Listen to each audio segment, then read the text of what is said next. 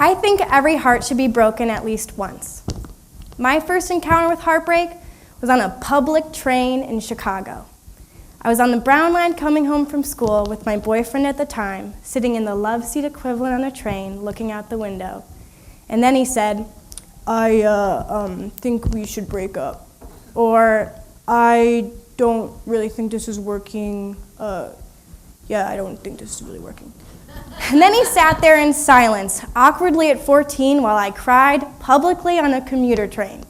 I was shocked. I had no idea this was going to happen. I was 14 years old and he was my best friend. I am seriously not one to cry, especially in public. And this was as public as it gets. A train car filled with dozens of people, standing, sitting, swaying, listening to me audibly weep after witnessing my high school boyfriend timidly break up with me. For the 5 stops between mine and his, I cried with my eyeballs buried in my knees. Before I put on my backpack, an older man came up to me and squeezed my shoulder.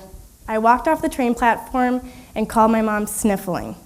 And that day, piano lessons were canceled. And they never were. I always tried, they never were. I got a lot of hugs. No one shifted when I cried. And my mom rubbed my back for the first time in a long time. My twin sister didn't make me unload the dishwasher. This was always fought over. She didn't make me do it. And I didn't have to talk at dinner. And so it was, my first day with a broken heart. There are many different types of heartbreak.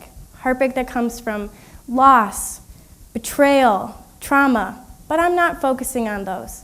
I'm focusing on romantic, relational heartbreak. Tragedy can be isolating and personal.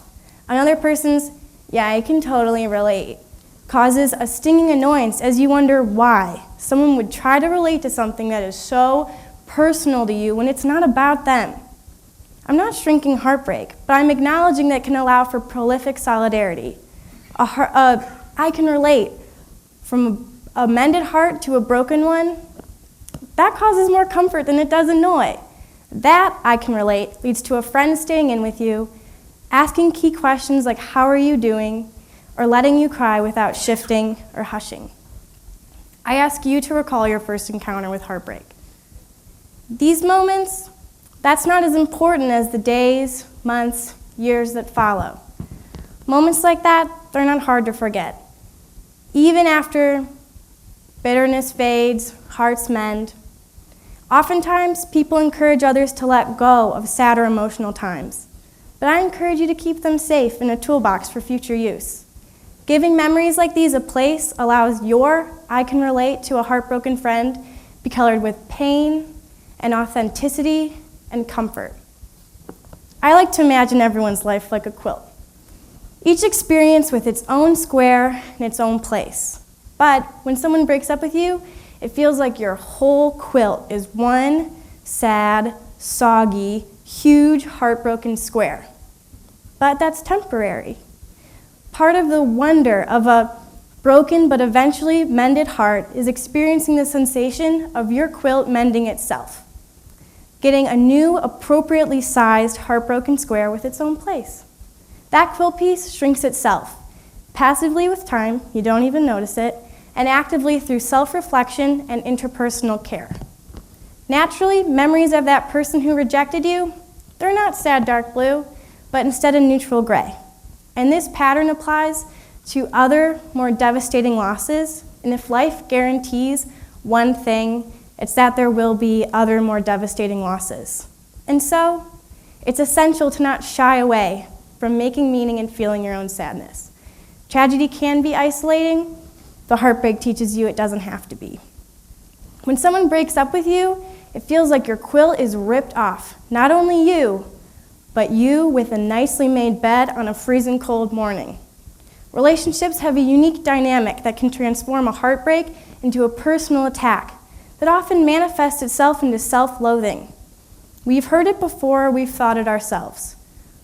What did I do to deserve this? I'm not good enough.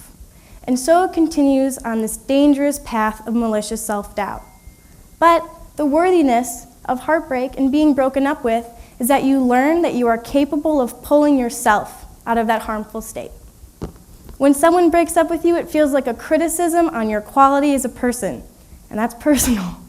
But that leaves more room for you and the people around you to strengthen your sense of self, build yourself up, refurbish that backbone, mending your quilt along the way.